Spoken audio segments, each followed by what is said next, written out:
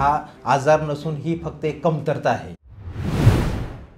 10 वर्षामध्ये हजारो डायबिटिक रुग्णांना त्यांनी जीवदान दिलेलं आहे। तुमच्या केसापासून नखापर्यंत जीवनशैलीशी निगडीत म्हणजे काय, लठ्ठपणा किंवा फास्ट फूड आहे ना, लॅक ऑफ एक्सरसाइज आहे, आहार आणि व्यायाम, इन्सुलिन का लागते शरीराला, शुगरचं प्रमाण हे वाढलेलं आहे। वडिलांना पण डायबिटीज आहे तर फक्त 30% लोक आहेत ज्यांना होऊ शकतो। ह्याच्यामध्ये लेट प्रेग्नन्सीज होत आहेत, ज्याने डायबिटीजचं प्रमाण नक्कीच वाढलेलं आहे। इंडियन आहेत आणि पोट पुढं आलेलं आहे। मी आजपासून काही गोड खाणार नाही, माझी शुगर कमी नाही, पायाला गँग्रीन झालेलं असतं आणि तेव्हा मग तो आमच्याकडे येतो। आहार काय घ्यावा, मी चपाती खाऊ का भाकरी पाहू, जेवण करून बघितलं 250 5 दिवस आठवड्यातनं मी काहीच गोड खात नाहीये, वॉकिंग करा।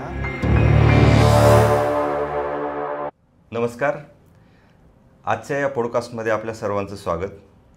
आपल्यासोबत आहेत आज डॉक्टर पुरी सर, एक महाराष्ट्रातील नामांकित डायबिटॉलॉजिस्ट।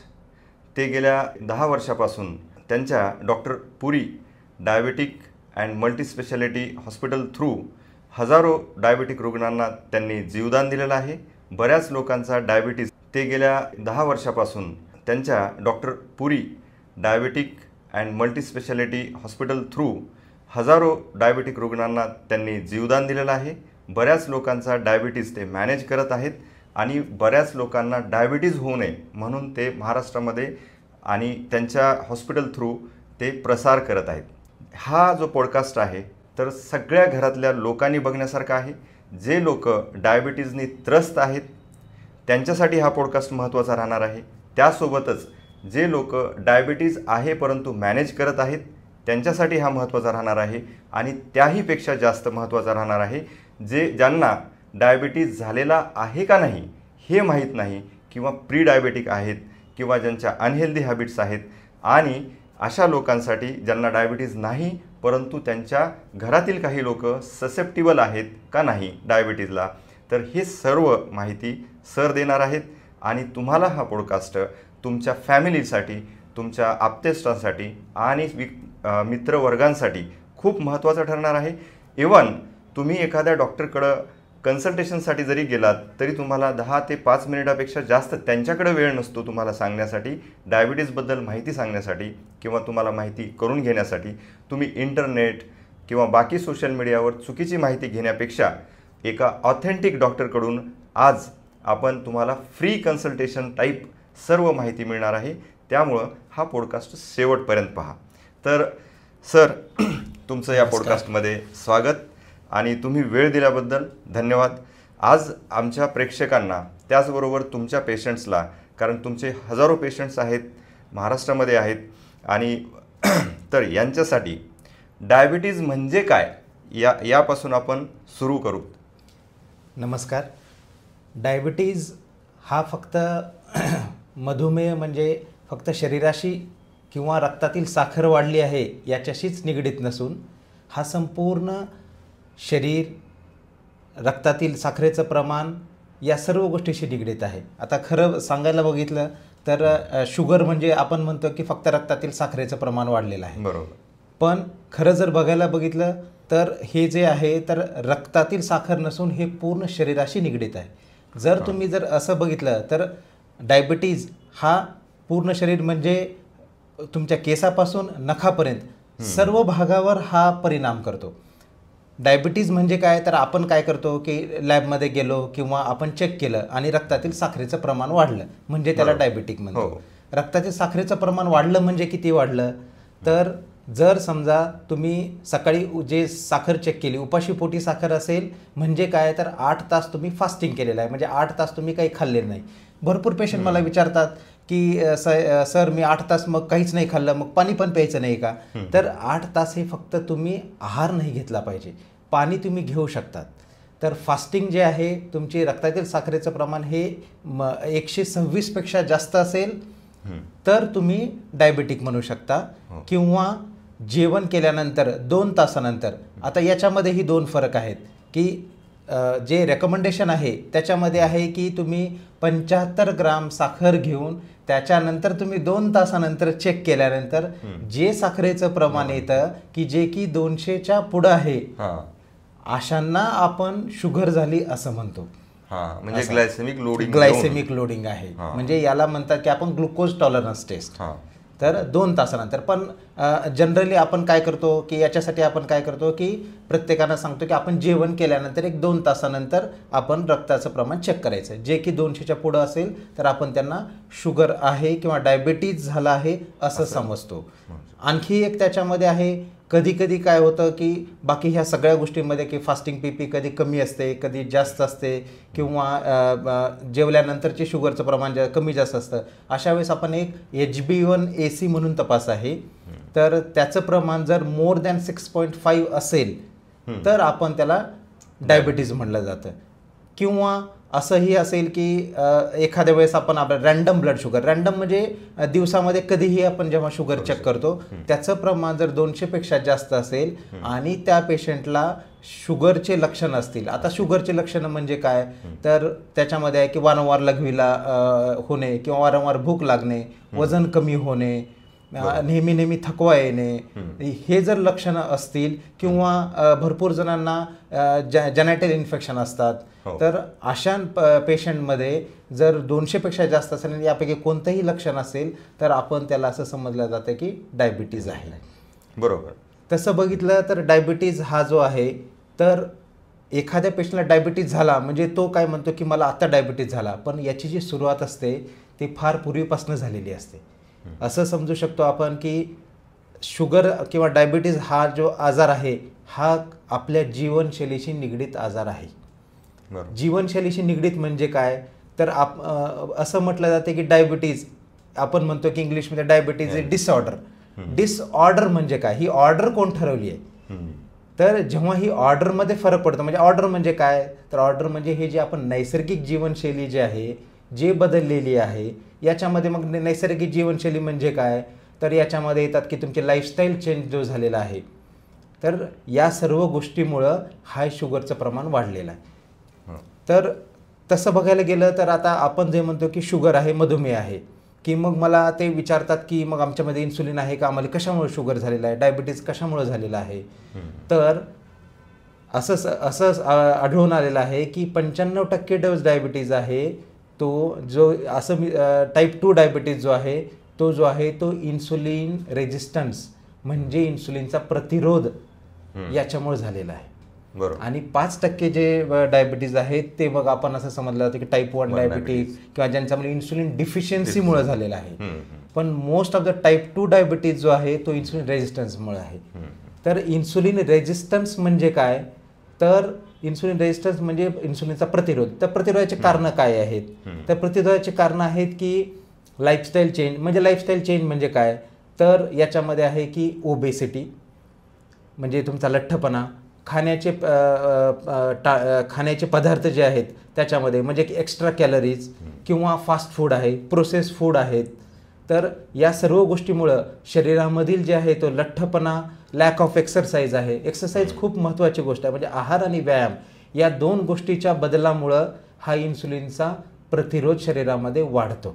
इन्सुलिनचा प्रतिरोध म्हणजे काय, तर आपलं शरीर जे आहे, आपल्या शरीरामध्ये सेल्स असतात जे की इन्सुलिन लागतं. इन्सुलिन का लागतं शरीराला, तर प्रत्येक सेल पेशी जे असते त्याच्यामध्ये त्याच्यामध्ये ग्लुकोज घेण्यासाठी प्रत्येक पेशीला ग्लुकोज लागतं, कारण आपलं शरीर ग्लुकोजवर होतं. आपण शरीरामध्ये आपण काहीही खाल्लं, सोपं आहे, आपण काहीही खाल्लं त्याचं ग्लुकोजमध्ये रूपांतर होतं आणि शरीर ते वापरलं जातं. जेव्हा हे ग्लुकोजचं प्रमाण एक्स्ट्रा होतं तेव्हा ते शरीराला किंवा त्याला आपल्याला कुठेतरी स्टोअर करावं लागतं असं आहे. तर जास्त जे ग्लुकोजचं प्रमाण झालेलं आहे किंवा जास्त कॅलरीचं प्रमाण ते मग आपल्याला फॅटमध्ये रूपांतर होतं असं आहे. मग ते फॅट जे आहे ते आपल्या शरीरामध्ये साचायला लागतं. बरोबर असं आहे. तर हे साचल्यानंतर त्याला जो लागणारा इन्सुलिन आहे त्याचं प्रमाण पण शरीरामध्ये वाढतं. म्हणजे सुरुवातीला काय होतं, तर आपल्या शरीरामध्ये शुगर सुरू होण्याच्या अगोदर आपल्या शरीरामध्ये हायपर इन्सुलिनेमिया होतो, म्हणजे इन्सुलिनचं प्रमाण आपल्या शरीरामध्ये वाढतं. ही प्रक्रिया शरीरामध्ये अगोदरच चालू असते, फार काळापासनं, म्हणजे 1-2 वर्षापासून चालू असते. आणि जेव्हा हे इन्सुलिनचं प्रमाण, हायपर इन्सुलिनेमिया जेव्हा वाढून जेव्हा आता ते थकायला लागतं असं आहे, तेव्हा जास्त वापर झाल्यामुळं तेव्हा मग ते शरीरामध्ये ग्लुकोजचं प्रमाण आपल्याला वाढलेलं दिसतं किंवा रक्तामधील ग्लुकोजचं प्रमाण वाढलेलं दिसतं. कारण आपल्या पेशी ते आता ग्लुकोज वापरू शकत नाहीत जास्त, आणि तेव्हा आपण समजलं जातं की हा शुगर झालेला आहे. तर मुख्य कारण हे आहे की इन्सुलिन रेजिस्टन्स जो आहे तो मुख्य कारण आहे की इन्सुलिन डिफिशियन्सीपेक्षा इंडियन जे आहेत म्हणजे भारतीय लोकांमध्ये मॅक्झिमम हे आढळलेलं आहे की इन्सुलिनचा रेजिस्टन्स हा जास्त असल्यामुळं शुगरचं प्रमाण हे वाढलेलं आहे, ना की इन्सुलिनची कमतरता असल्यामुळं. म्हणजे इन्सुलिन डिफिशियंट आहे टाईप 2 डायबिटीजमध्ये. मी मेजरली जे आपण बोलतोय ते टाईप 2 डायबिटीजबद्दल बोलतोय. तर याच्यामध्ये हे प्रकार आहेत. आता तर सर, आता तुम्ही सांगितले म्हणजे लक्षणं असे आहेत, इन्सुलिन रेजिस्टन्स कसं होतं, जसं की एखादी पेशी आहे आणि पेशीला आपलं ग्लुकोज लागतं. हो. आणि पेशीमध्ये ग्लुकोज घेण्यासाठी चावी जी लागते म्हणजे मध्ये एंट्री करण्यासाठी ती इन्सुलिन असते. आणि कधी कधी इन्सुलिन पण जास्त असतं, ग्लुकोज पण जास्त असतं, पण ते रीड करत नसल्यामुळं चावी ओपन होत नाही, म्हणजे रेजिस्टन्स आला. म्हणजे जसं इन्सुलिन वापर जास्त झाल्यामुळं. पण मला आता दुसरा प्रश्न विचारायचा की टाईप 2 डायबिटीज असं जसं म्हणलात तुम्ही की आता इंडिया ही आपली जवळजवळ डायबिटीजची कॅपिटल बनत आहे. तर याच्या मागची कारणं सुद्धा, आणि टाईप 1 डायबिटीज म्हणजे काय, आणि टाईप 2 डायबिटीज इंडियामध्ये जास्त का होतोय याच्याबद्दल थोडक्यात आम्हाला सांगा. याच्यामध्ये टाईप 1 जर डायबिटिक तुम्ही म्हटलात तर टाईप 1 डायबिटिक हा इन्सुलिनच्या इनसफिशियन्सी म्हणजे कमतरतेमुळं होतोय. याच्यामध्ये टाईप 1 डायबिटिकमध्ये काय आहे तर मेजरली आपण असं आहे की हे लहान मुलांमध्ये किंवा आजकाल यंग जनरेशनमध्ये सुद्धा टाईप 1 डायबिटिकचं प्रमाण आहे. तर याच्यामध्ये आपण असं समजलं जातं की जे आपल्या पँक्रियाजमध्ये इन्सुलिनचं जे प्रोडक्शन होतं त्याच्यामध्ये डिफॉल्ट होतो. हा जो डिफॉल्ट आहे तो भरपूर वेळेस ॲटो अँटीबॉडीज म्हणतात आपण. तर ॲटो अँटीबॉडीजमुळं याचं जे इन्सुलिनचं प्रोडक्शन जे आहे ते थांबतं, ते कमी होतं, आणि त्याच्यामुळं हा डायबिटीज होतो. मग अशा पेशंटमध्ये आपण मॅक्झिमम असं असतं की यांना इन्सुलिन बाहेरनं दिल्याशिवाय हा टाईप 1 डायबिटिक कमी होत नाही. त्याच्यासोबत त्याचं आहार आणि व्यायामाचं पण नियोजन असतं का? हो, नक्कीच असतं. आहार आणि व्यायाम पण अशा पेशंटमध्ये आपण केल्यानंतर आणि त्यासोबत इन्सुलिनचं हे केल्यानंतर टाईप 1 डायबिटिक हा पूर्णपणे बरा होऊ शकतो, पूर्णपणे बरा होतो असं आहे. मी तर असं म्हणतो की डायबिटीज हा आजार नसून ही फक्त एक कमतरता आहे. खूप मोठं वाक्य आहे सर हे, कारण बऱ्याच वेळेस आपण असं समजलं जातं किंवा हे मिथ बस्ट म्हणू शकतो तुमच्या थ्रू किंवा तुमच्या मान्यतेनं की डायबिटीज झाला म्हणजे माणूस आता सगळ्या कामातून गेला. पण तसं नाही. खूप मोठ्या सेलिब्रिटीजना म्हणजे वसीम अक्रम सारखे किंवा काही क्रिकेटपटू आहेत, काही मोठे मोठे सेलिब्रिटीज आहेत की ते टाईप 1 डायबिटीज आहेत आणि इन्सुलिनवर आहेत, आणि त्यांचं आयुष्य खरंच खूप चांगलं आहे. तुम्ही जर आता विचार केला तर कमल हसन आहेत किंवा सेलिब्रिटी आहेत, हे त्यांनी आता तुम्हाला कधी वाटतं का की यांना टाईप 1 डायबिटीज हे इन्सुलिन घेत असतील, रोज इन्सुलिन घेतात किंवा 4 वेळेस इन्सुलिन घेत असतील हे? तर हे सर्व सेलिब्रिटीज आहेत, यांनाही टाईप 1 डायबिटिक हा लहानपणापासून आहे. पण त्यांनी जर मॅनेज म्हणजे प्रॉपर तुम्ही जर गायडन्स घेतलं, डॉक्टरच्या अंडर ट्रीटमेंट ॲक्सेप्ट केली. बऱ्याच वेळेस काय असतं की मी मेडिसिन घेणार नाही, हा एक टॅबू आपल्याकडे आहे. खूप मोठे साईड इफेक्ट्स आहेत. पण तुम्ही याच्याबद्दल सांगा की तुमचे पेशंट सुद्धा बरेच वेळेस असं म्हणत असतील की मला गोळ्या नको, काय करायचं ते करा. परंतु तुम्ही गोळ्या देतात, पण त्याच्यापेक्षा दुसरे कितीतरी गोळ्या न खाल्ल्यामुळे साईड इफेक्ट होतात. नक्कीच आहे. त्याच्यामुळं गोळ्या घेणं हे खूप गरजेचं आहे. परंतु तुम्ही लाईफस्टाईल, जर सरांनी सांगितल्याप्रमाणे लाईफस्टाईल मॉडिफिकेशन करत असाल आणि तुमच्या टॅबलेटचं प्रमाण कमी होऊ शकतं. नक्कीच, बरोबर आहे. मी तर असं म्हणेन की डायबिटीजमध्ये सर्वात महत्त्वाचं 2 आहेत, एक आहार आणि व्यायाम. हे कशासाठी आहे? जसं मी म्हटलं की टाईप 2 डायबिटीजमध्ये इन्सुलिन रेजिस्टन्स जास्त असतो. जर तुम्ही प्रतिरोध कमी केलात, आता आहारामध्ये तुम्ही जे आहे तर कॅलरीजचं प्रमाण जे आहे ते व्यवस्थित, हे कस्टमाइज डाएट असलं पाहिजे असं आहे. प्रत्येक इंडिव्हिज्युअल, प्रत्येक जण, एक पेशंट येतात आणि मला म्हणतात सर मी काय खायचं काय नाही ते तुम्ही मला सांगा असं आहे. की आता मला डायबिटीज झाले नाही, आता मला सांगायचं की तुम्ही आता काय खायचं आणि काय नाही. तर मी त्यांना हे सांगतो की प्रत्येक हा व्यक्ती हा त्याच्या प्रकृती आणि विकृतीनुसार बदल असतो. प्रत्येकजण हा सारखाच नाही आहे. तर त्यामुळं प्रत्येकामध्ये शुगरचं प्रमाण आणि बाकी काही गोष्टीही हे त्याच्या प्रकृती आणि विकृतीनुसार ठरलेले असतात. तर याच्यामध्ये हे आहे की मी प्रत्येकाला हे सांगतो, आहार आणि व्यायाम हा प्रत्येकाच्या प्रकृती आणि विकृतीनुसार असतो. तो कस्टमाइज केला पाहिजे, तो प्रॉपर डायटिशियन म्हणजे ती ट्रेंड डायटिशियन आहेत त्यांच्याकडनं तुम्ही ते आहार घेतला पाहिजे आणि त्या प्रमाणात तुम्ही व्यायामाचं पण नियोजन केलं पाहिजे. तर इन्सुलिन रेझिस्टन्स मी जे म्हटलं की प्रतिरोध आहे हा आहार आणि व्यायाम यांना आपण कमी करू शकतो. म्हणजे काय तर तुम्ही प्रत्येक पेशंट म्हणतो की सर मला गोळ्या औषधं नको आहेत, मला तुम्ही बाकी काहीही सांगा की कसं मला कमी करता येईल, मी औषध गोळ्यात घेणार नाही. तर याच्यामध्ये मी एकच सांगतो, तुम्ही सर्वात अगोदर आहे आहार आणि व्यायाम. तर याचंच नियोजन तुम्ही व्यवस्थित केला तर तुमचं पिल बर्डन जे आहे ते तुमचं नक्कीच कमी होईल. किंवा आपण काही भरपूर सारे असे पेशंट आहेत माझ्याकडे की ज्यांचं पिल बर्डन आपण कमी करून त्यांना आता पूर्णपणे आपण औषधमुक्त केलेले आहे.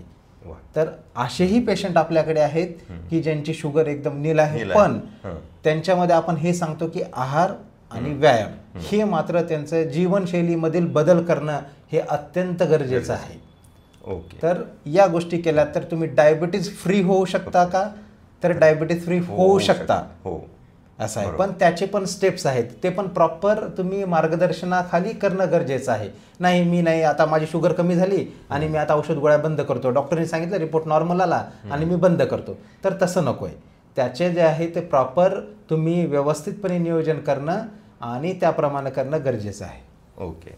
खूप चांगला म्हणजे एक गुड न्यूज म्हणू शकतो की एक ऑथेंटिक इन्फॉर्मेशन म्हणू शकतो. तुम्हाला कोणी बाबा बोलत नाही आहेत की तुम्ही हे खा म्हणजे तुमचा डायबिटीज जाईल, तर तुम्हाला ऑथेंटिक इन्फॉर्मेशन मिळते की तुम्ही डायबिटीज फ्रीसुद्धा होऊ शकता जर काही तुम्ही औषध व्यवस्थित घेतले किंवा जे बिहेवियरल चेंजेस आहेत, डायटरी चेंजेस आहेत, नंतर तुमचं जे मूवमेंट आहेत तर ते जर जास्त केला तर. हा महत्त्वाचा मुद्दा होता सर. आता दुसरा प्रश्न आहे की मला कसं कळेल की डायबिटॉलॉजिस्टकडे किंवा तुम्हाला मला दाखवायचं आहे तर माझ्यामध्ये काय चेंजेस झाल्यानंतर मी दाखवलं पाहिजे किंवा तुमच्याकडं वेळीच आलं पाहिजे, असे काही सिम्पटम्स जसं की डायबिटीजला आपण सायलेंट किलर म्हणतो. नक्कीच. हे मला कसं कळणार की मी सायलेंटली मला किल करतोय का हे डायबिटीज? नक्कीच आहेत. तर याच्यामध्ये हे आहे की जर समजा आपल्या जसं मी म्हटलं की लठ्ठपणा जास्त असेल, म्हणजे आपण काय म्हणतो की वजन, त्याला आपण असं करतो की BMI. जर बॉडी मास इंडेक्स माझा जास्त असेल की 30 किंवा 35 असेल, तर अशा लोकांनी दर 3 महिन्याला किंवा 6 महिन्याला आपल्या शरीराचं चेकअप, म्हणजे त्यात सर्वच आलं, तुमचं शुगर आलं किंवा तुमचं कोलेस्ट्रॉल म्हणजे आपण चरबीचं प्रमाण असेल, तर असं काही असेल तर त्यांनी दर 3 महिन्यानंतर तुमचं शुगरचं चेकअप हे केलं पाहिजे. आता त्यासोबत जे आहेत की भरपूर सारे असे पेशंटमध्ये की त्यांच्यामध्ये काही साईन्स सिम्पटम्स असतात. भरपूर सारे पेशंट आहे की ज्यांच्यामध्ये लघवीचं प्रमाण वाढलेलं असेल किंवा त्यांना नेहमी थकवा येत असेल. भरपूर पेशंट येतात की ज्यांच्या पायांची आग किंवा जळजळ होणे किंवा पायाला मुंग्या येणे हे असे प्रकार असतात. काही जणांना डोळ्याला दिसण्यासाठी सुद्धा त्रास होतो, असेही पेशंट असतात. तर हे वजन कमी होणे हेही मेजर फॅक्टर आहे की अगोदर माझं वजन जास्त होताना अचानक 2-3 महिन्यामध्ये माझं वजन कमी झालेलं आहे. तर किंवा most of the time जेनायटल infection असतात. तर जेनेटिक इन्फेक्शन किंवा लघवीचं इन्फेक्शन असेल तर अशा पेशंटनी जरूर शुगरची तपासणी नक्की करून घ्यावी. हे लक्षणं ज्यांच्यामध्ये दिसतील अशांनी साखरेची तपासणी करणे गरजेचे आहे. बरोबर. की कारण असं म्हणतायत की हा एक आईस बग आहे, म्हणजे जसं टिप ऑफ आईस एवढा आहे परंतु खाली मोठा आईसचा एक डोंगर असतो, म्हणजे हिडन आहेत.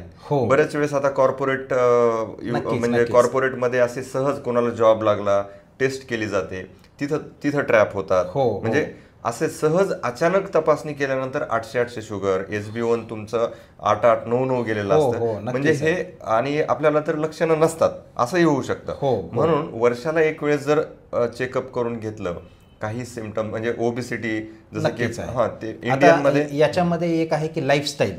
याच्यामध्ये लाईफस्टाईल ज्यांची लाईफस्टाईल म्हणजे काय तर अवेळी जेवण करणे, लठ्ठपणा असणे, झोप वेळेवर नसते किंवा आपली स्ट्रेसफुल लाईफ असेल. स्ट्रेस हा फॅक्टर आहे का, तर हो नक्कीच आहे. स्ट्रेस फॅक्टरमुळं तुमची शुगर वाढते का, तर वाढते, नक्कीच आहे. म्हणजे काय तर आजचं जीवन जे आहे ते एकदम घाईघाईचं जीवन झालेलं आहे. सकाळी उठलं 8 वाजता मला जायचंय, 9 वाजता मला इकडे जायचंय, 10 वाजता हे करायचंय. तर याच्यामध्ये काय हे लागते, एनर्जी लागते शरीराला, बरोबर आहे. मग एनर्जी शरीर कुठून तयार करणार, तर ग्लुकोज तयार करणार. म्हणजे काय आहे, तर शरीरातील ही एनर्जी ठेवण्यासाठी शरीरामध्ये ग्लुकोजचं प्रमाण शरीराला जास्त ठेवावं लागतं. म्हणजे काय होतं, तर आपलं शरीर कंटिन्यू स्टिरॉइड्स जे आहे ते शरीरामध्ये सिक्रेट होतात. आणि स्टिरॉइड्स, कॉर्टिकोस्टिरॉइड्स जे आहेत ते जे आहे ते हे ग्लुकोजेनिक आहेत, म्हणजे हे साखरेचं प्रमाण शरीरात नेहमी वाढून ठेवतात. तर हे स्ट्रेस फॅक्टर हा जो आहे तो हे शरीरामध्ये कंटिन्यू कॉर्टिकोस्टेरॉइड वाढवून ठेवतं. त्याच्यामुळे शुगरचं प्रमाण वाढतं. शुगरचं प्रमाण वाढलं की त्याला काउंटर करण्यासाठी आपल्या शरीरामध्ये इन्सुलिनचं प्रमाण वाढतं, म्हणजे हायपर इन्सुलिनिया होतो. काही दिवसानंतर हा हायपर इन्सुलिनिया त्याला काउंटर करू शकत नाही आणि मग आपल्या शरीरामध्ये ग्लुकोजचं प्रमाण वाढायला सुरुवात होतं. तर हे जे मी प्रत्येक वेळेस हे सांगते की बदललेली जीवनशैली जी आहे हे याचं मूळ कारणीभूत आहे. आणि आहार तर नक्कीच आहे. फूड, आजकालचे जे फास्ट फूड्स आहेत किंवा प्रोसेस फूड आहेत हेही कारण त्याच्यामध्ये आहे, कारण याच्यामध्ये कॅलरीजचं प्रमाण जास्त असतं. तुम्ही आता भरपूर सारा आहारामध्ये जरी बघितलं तरी याच्यामध्ये जे आहे ते की ग्लुकोजचं प्रमाण किंवा बाकीचं कार्बोहायड्रेटचं प्रमाण खूप जास्त आहे. Indian diet is a purely carbohydrate diet. तर हे बदल आपल्याला करणं गरजेचं आहे. पूर्वी आणि लॅक ऑफ एक्सरसाइज नसल्यामुळं काय होतं, तर शरीरामधील इन्सुलिनचा प्रतिरोध वाढतो. कारण सेल ते आहेत, एक्सरसाइज नसल्यामुळे सेलची सेन्सिटिव्हिटी कमी होते. आपण जर एक्सरसाइज केली तर एक्सरसाइज का सांगतो आम्ही, तर सेलची सेन्सिटिव्हिटी वाढावी, म्हणजे जे इन्सुलिन किंवा ग्लुकोजचा आहे त्याचा वापर होतो आणि मग शरीरामधील शुगर किंवा रक्तामधील शुगरचं प्रमाण कमी होतं. बरोबर, राईट.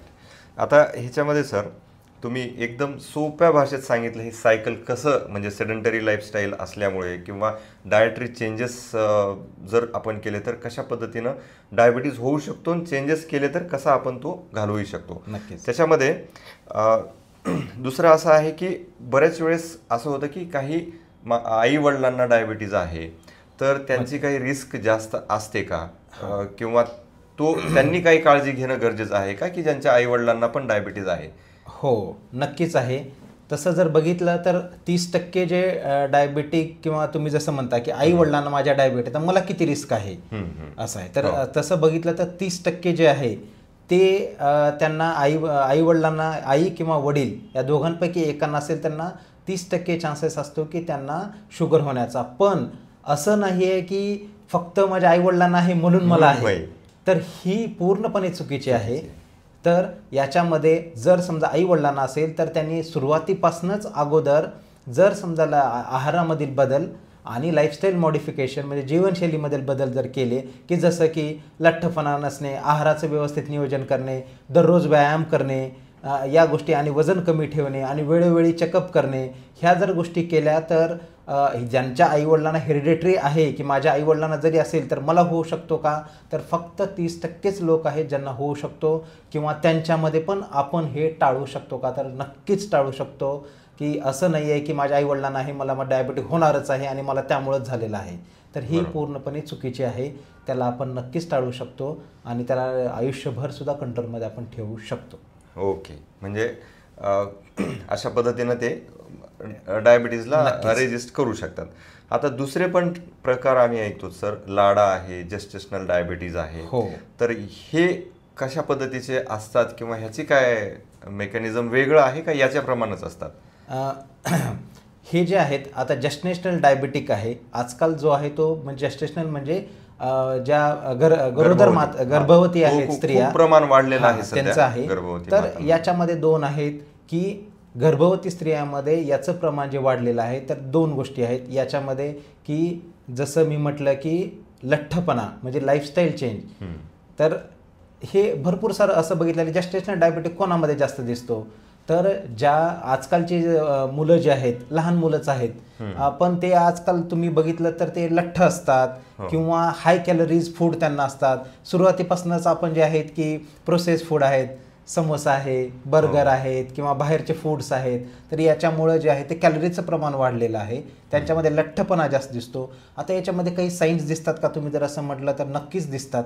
सुरुवातीला जे चाइल्ड लहानपणी की लठ्ठ असतात त्यांना पुढे PCODचा प्रॉब्लेम नक्कीच होतो. अशा ज्या स्त्रियांमध्ये सुरुवातीला PCODचा प्रॉब्लेम अशांना पुढे जस्टेशनल डायबिटिक होण्याचा चान्स जास्त असतो का? नक्कीच असतो. कारण त्यांच्यामध्ये PCOD झाल्यामध्ये इन्सुलिन रेजिस्टन्स ऑलरेडी जास्त आहे. म्हणजे गरोदरपणामध्ये त्यांना होण्याचा चान्स नक्कीच जास्त आहे का? तर नक्कीच जास्त आहे. असं प्रमाण वाढलेलं आहे का? नक्कीच वाढलेलं आहे. आणि लेट जे हे आहेत प्रेग्नन्सी लेट प्रेग्नन्सी, तर लेट प्रेग्नन्सी असेल म्हणजे ऑलरेडी एज आहे, म्हणजे इन्सुलिन रेजिस्टन्स आहे, लठ्ठपणा आहे, या गोष्टी असल्यामुळे यांच्यामध्ये जस्टेशनल डायबिटीचं प्रमाण वाढलेलं आहे का? तर नक्कीच वाढलेलं आहे. तर अशा पेशंटमध्ये जस्टेशनल डायबिटिक किंवा गरोदर मातामध्ये आपण जे आहे तर अशा पेशंटला आपण आहार, व्यायाम आणि जर कंट्रोलमध्ये असेल तर थोड्याशा टॅबलेट, पण इन्सुलिन हे गर्भवती स्त्रियांमध्ये सर्वात सेफ आहे. हो, ना की तुम्हाला टॅबलेट्स किंवा याच्यापेक्षा इन्सुलिन जे आहे ते बच्चूसाठी आणि त्या स्त्रियांसाठी दोन्हीसाठीही सेफ आहे, हे आपण असं समजलं जातं. आजकाल जे आहे तरुण याच्यामध्ये पण डायबिटीजचं प्रमाण खूप जास्त आहे. तर आता तुम्ही म्हणाल की इन्सुलिन रेजिस्टन्स म्हणजे हे सर कसं कळणार आम्हाला, की तुम्ही म्हणतायत की एवढे इन्सुलिन रेजिस्टन्स बोलतायत की कसं कळणार? तर याच्यामध्ये आहे की आपल्याला जे आहे ते सिरम इन्सुलिन जे आहे प्रमाण ते आपल्याला चेक करता येतं. जर समजा हे प्रमाण जर 3 ते 6 असेल तर ते खूप कमी समजलं जातं. 3 ते 12 असेल तर आपण समजलं जातं की ह्याला इन्सुलिन रेजिस्टन्स आहे. तर हे आपल्याला पूर्वीच कळू शकतं का? नक्कीच कळू शकतं. जर समजा मला शुगर नाही आहे तरीही मी जर समजा सिरम इन्सुलिनचं लेवल चेक केलं तर अशा पेशंटमध्ये आपण त्याला इन्सुलिन रेजिस्टन्स आहे तो आपल्याला कळू शकतो. आणि अशा पेशंटला आपण अशा पेशंट म्हणत नाही आहे मी, अशा व्यक्तींना आपण म्हणू शकतो की तुम्ही आहार आणि व्यायाम याचं नियोजन व्यवस्थित करा, जेणेकरून की आपल्याला हा शुगर किंवा डायबिटीज हा पूर्णपणे आपण टाळू शकतो. तर ह्या सर्व आहेत. यंग एजमध्ये आजकाल डायबिटिक दिसतोय का? हो, नक्कीच दिसतोय. जे पूर्वीचं प्रमाण होतं की 45 किंवा 50 किंवा माझ्या आजोबांना झालेलं आहे किंवा असं आपण म्हणतो, ते आता जे आहे ते 30 ते 35 या वयोगटामध्ये पण शुगरचं प्रमाण जास्त झालेलं आहे. तर याचं कारण मी जसं म्हटलं की आहार, व्यायाम आणि बदललेली जीवनशैली हे त्याचं मूलभूत कारण आहे. या गोष्टीमध्ये तुम्ही बदल केला तर नक्कीच हे तुम्ही टाळू शकता. बरोबर आहे. तुमचा एक पॉईंट सर म्हणजे खूप महत्त्वाचा आहे. जेस्टेशनल डायबिटीज म्हणजे गर्भवती मातांमध्ये खूप डायबिटीज वाढलेलं आहे प्रमाण. तर त्याचं एक कारण असू शकतं की तुम्ही म्हणल्याप्रमाणे लेट प्रेग्नन्सी. हो, नक्कीच. आपल्या आता एक तर लेट, अगोदर कसं होतं की अर्ली मॅरेज व्हायचे. हो, आणि ते पण चुकीचे होते. परंतु आता लेट मॅरेज झाल्यानंतर पण तुमचं करिअर ह्याच्यामध्ये लेट प्रेग्नन्सीज होत आहेत. हो, किंवा PCOD सारखे डिसीजेस. तर त्याला आपण टाळू शकतो जर एक विदिन तुमचा जो काही पिरियड आहे, नॅचरल पिरियड आहे, तेवढ्या ह्याच्यामध्ये जर प्रेग्नन्सी तुम्ही प्लॅन केली तर तो एक. आणि बाकी तर डायटरी मॅनेजमेंट आणि याच्यामध्ये लेट मॅरेजेस किंवा आपण जे म्हणतो लेट प्रेग्नन्सी, तर याच्यामध्ये जस्टेशनल होण्याचा चान्स काय जास्त आहे? तर समजा लेट मॅरेजेस असेल तर त्याच्यामध्ये काय होतं म्हणून तर ओबेसिटी किंवा वयाच्या 30 नंतर ओबेसिटी होणं, हार्मोनल चेंजेस, या सर्व गोष्टी होतात. तर त्यामुळं हा जस्टेशनल डायबिटिक जास्त आहे. जर समजा त्याच समजा 30 वर्षालाही त्यांनी समजा आहार, व्यायाम व्यवस्थित ठेवलेला आहे किंवा लठ्ठपणा कमी आहे तर त्यांना जस्टेशनल डायबिटिक होण्याचा काही चान्स नाही. पण वयाच्या 35 ने हार्मोनल चेंजेस आणि लठ्ठपणा वाढणे, इन्सुलिन रेजिस्टंट वाढणे, लॅक ऑफ एक्सरसाइज, या सर्व गोष्टीमुळे जस्टेशनल डायबिटीचं प्रमाण नक्कीच वाढलेलं आहे. आणि काही लोकांमध्ये सर एक आपण ओबेसिटी हा एक डायबिटीजचा एक त्याचा कारण किंवा कॉज म्हणू शकतो. परंतु इंडियामध्ये असे मी वाचलं की एका सायंटिस्टनी इंडियन पॉप्युलेशन इज टोफी म्हणजे थिन आउटसाइड फॅट इनसाइड आहे, विजरल फॅट, आणि ते एक कारण सांगितलेलं आहे. तर ह्याच्याबद्दल काही आहे की ज्यांचं दिसताना आपल्याला BMI वगैरे नॉर्मल दिसतो परंतु तशा लोकांना पण डायबिटीज आहे, याची काय कारण? याची काय आहे की आपण म्हणतो की central obesity, thin fat Indian किंवा विसरल ओबेसिटी. तर हे काय आहे तर फॅटचं जे प्रमाण आहे ते आपल्या पोटाच्या अवतीभोवती सर्वात जास्त असतं, म्हणजे विसरल फॅट जे आहे ते जास्त आहे इंडियन पॉप्युलेशनमध्ये. तर विसरल फॅट हे मेन कारणीभूत आहे इन्सुलिन रेजिस्टन्ससाठी. तर हे जे विसरल फॅट आहे ते जर तुम्ही नक्कीच कमी केलात तर इन्सुलिन रेजिस्टन्स कमी होईल, म्हणजे त्याचं जे आहे शुगरचं प्रमाण किंवा मधुमेहाचं प्रमाण जे आहे ते आपोआप कमी होईल. तर विसरल फॅट जे आहे ते नक्कीच कमी केलं पाहिजे. जे की आपण बघतो की थिन इंडियन आहेत आणि पोट पुढं आलेलं आहे, तर हे म्हणजे विसरल फॅट आहे. जे की वेस्टर्न पॉप्युलेशनमध्ये आहे की त्यांचं जे आहे ते थाय फॅट रेशो जो आहे तो जास्त आहे. त्यांचं फॅटचं जे आहे प्रमाण आहे ते थाय आणि बटक्समध्ये जास्त असतं. आणि इंडियन पॉप्युलेशन आहे ते आहे की त्यांचं प्रमाण आपल्या पोटाच्या बाजूनं जे आहे ते जास्त असतं. तर याचं हेही कारणीभूत आहे का? तर नक्कीच कारणीभूत आहे, कारण इन्सुलिन रेजिस्टन्स हा जो आहे तो याच्यासोबत जास्त असतो. म्हणजे ज्या लोक लठ्ठ नाही आहेत, म्हणजे जरी मेजरमेंटमध्ये बसत असतील तरीही मला डायबिटीजची रिस्क नाही, मी काही करायचं नाही, त्यांचं व्हिसरल फॅटचं प्रमाण जर बघितलं, मसल मास आणि व्हिसरल फॅट याचं जर प्रमाण बघितलं तर त्यांचं व्हिसरल फॅटचं प्रमाण हे खूप जास्त असतं. त्यामुळं त्यांना जो आहे तो डायबिटिक किंवा ह्या आजाराशी किंवा त्यासोबत कोलेस्ट्रॉलचं प्रमाण. आता तुम्ही जर अशा पेशंटमध्ये जर चेक केलं की कोलेस्ट्रॉलचं प्रमाण, तर स्पेशली मी सांगतो की ट्रायग्लिसराईडचं प्रमाण जे असतं ते अशा डायबिटिक पेशंटमध्ये जास्त असतं. बरोबर. तर एखादा असेल की ज्यांनी फक्त माझं शुगर नाही आहे, मी कोलेस्ट्रॉल चेक केलेलं आहे, लिपिड प्रोफाईल चेक केलं आहे, त्यांचं ट्रायग्लिसराईडचं प्रमाण जर जास्त वाढलेलं असेल की तर समजायचं की हा जरी समजा शुगर नसेल तर तुम्ही आता साखरेच्या आहेत ते तुम्ही दारामध्ये उभे आहेत, तुमचं नक्कीच जे आहे ते की तुम्ही प्री डायबिटिक किंवा त्या स्टेजमध्ये नक्कीच आहेत, इन्सुलिन रेजिस्टन्स तुमच्यामध्ये जास्त झालेला आहे आणि तुम्हाला फ्युचरमध्ये तो डायबिटिक होण्याचा चान्स नक्कीच वाढलेला आहे. बरोबर आहे.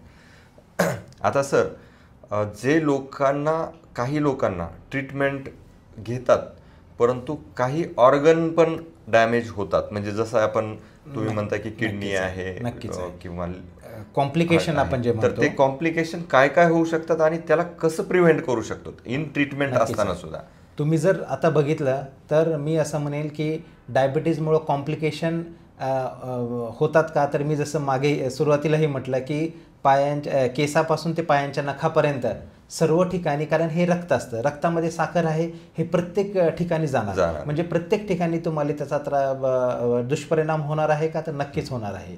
जसं की आता सुरुवातीपासून केस गळणे हे सुद्धा प्रकार, कारण गट फ्लोरा मेजर आहे की समजा डायबिटीजमध्ये गट फ्लोरा हा कमी होतो, त्यामुळं न्यूट्रिशनल डिफिशियन्सी पण होतात का? नक्कीच होतात. तर विटॅमिन B12 आहे किंवा अदर न्यूट्रिशन डिफिशियन्सी होतात त्याच्यामुळं पण जे आहे ते कॉम्प्लिकेशन होतात. जसं की आता तुम्ही मला केस गळणे हे सुद्धा न्यूट्रिशन डिफिशियन्सी शुगर असल्यामुळं होतात. दुसरं आहे की डोळ्यांचा जे आहे की आपण म्हणतो रेटायनोपॅथी आहे, तर नक्कीच रेटायनोपॅथीचं प्रमाण शुगरमुळे जास्त असतं का? नक्कीच आहे. रेटायनोपॅथी म्हणजे डोळ्याच्या आतमधील पटल जे आहे, म्हणजे नसा जे आहे डोळ्याच्या आतमधील, त्याच्यामध्ये दुष्परिणाम होणं आणि त्यामुळं दिसायला कमी होणं, हे प्रकार शुगरच्या किंवा मधुमेहामुळे किंवा वाढलेल्या शुगरमुळे याचं प्रमाण जास्त असतं. तुम्ही आणखी बघायला गेलात तर समजा आपण घेतलं की दात गळणे किंवा डेंटल केरीजचं प्रमाण वाढणं, हिरड्यांचे आजार वाढणं, इन्फेक्शन होणं, हे सुद्धा शुगरच्या प्रमाणामुळे जास्त होतं. परत असं बघितलात की हृदय आहे, सर शुगर आहे आणि हृदयाचं काय आहे? तर हृदय जे आहे तर नेहमी तुमच्या याच्यामुळे कोलेस्ट्रॉलचं प्रमाण वाढून राहतं किंवा आपण म्हणतो कार्डियक ॲटोनॉमिक न्यूरोपॅथी, हे जे प्रमाण आहे याचंही प्रमाण आजकाल खूप वाढत आहे. थोडक्यात शब्द सांगा सर आमच्या प्रेक्षकांना, कार्डियक ॲटोनॉमिक न्यूरोपॅथी म्हणजे नेमकं? हां, म्हणजे काय? तर याच्यामध्ये आहे की हृदयाचं जे आहे ते कार्य जे आहे ते हळूहळू कमी होतं. मी असं म्हणत नाही आहे की ते पूर्ण बंद होतं, पण त्याचं कार्य जे आहे ते हळूहळू कमी होतं, म्हणजे मसलमध्ये वीकनेस येतोय थोडक्यात. हे प्रकार आहेत ते हृदयाचे. आणि त्याच्यामुळे समजा शुगरचं प्रमाण जास्त वाढून असेल तर तुम्हाला जे आहे ते कोलेस्ट्रॉल जास्त वाढतं. त्याच्यामध्ये अशा पेशंटमध्ये आपल्याला जे आहे ते की हृदयाचे आजारमध्ये हृदयविकाराचा धोका वाढतो किंवा इतर हृदयांचे आजारसुद्धा त्याच्यामध्ये होऊ शकतात. नंतरचा भाग तुम्ही जर समजा पोट म्हणला तर मी ऑलरेडी म्हणलं की गट फ्लोरा, की जो गट फ्लोरा शुगरच्या पेशंटमध्ये गट फ्लोरा हा फार कमी होतो, त्यामुळे आपल्याला न्यूट्रिशनल डिफिशियन्सी होते. असं हां, जसं की म्हणलं B12 असेल, अदर डिफिशियन्सीज असेल तर याचं प्रमाणही वाढतं. पुढे बघितलं प्रेग्नन्सीमध्ये डायबिटीजमुळं तुम्हाला ॲबॉर्शनचे प्रमाण किंवा याचे प्रमाण म्हणजे ब्लिडिंग होणं किंवा बाकीचे प्रमाण जे आहे इन्फर्टिलिटीचं प्रमाण नक्कीच वाढतं. इन्फर्टिलिटीचं प्रमाण शुगरच्या पेशंटमध्ये.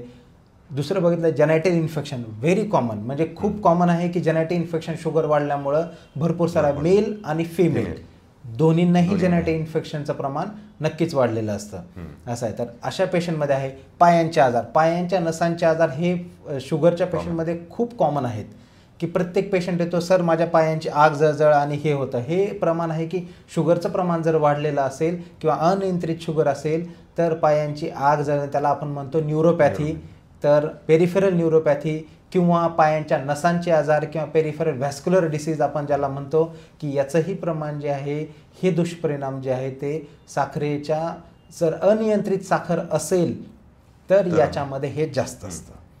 किडनीचे आजार आहेत, हो किडनीचे आजार जसं आपण म्हटलं की डायबिटीजमध्ये किडनीचं, हो डायबिटीज आणि किडनी याचा संबंध आहे का, तर नक्कीच आहे. जर शुगरचं प्रमाण तुमचं जास्त असेल तर हळूहळू ज्याला आपण म्हणतो की नेफ्रोपॅथी, म्हणजे हळूहळू जे आहे ते किडनीचे फंक्शन जे आहेत ते कमी व्हायला सुरुवात होतात आणि मग आपलं जे आहे ते क्रिएटिनिनचं प्रमाण जे आपण किडनीच्या तपासासाठी वापरतो तर ते क्रिएटिनिन वाढायला सुरुवात होतं आणि मग पेशंट आपण म्हणतो की आता किडनीचं प्रमाण वाढलं, मग डायलिसिस किंवा ह्या सर्व गोष्टी वाढतात. तर हे सर्व टाळण्यासाठी तुमचं शुगरचं नियंत्रण हे चांगलं असणं गरजेचं आहे.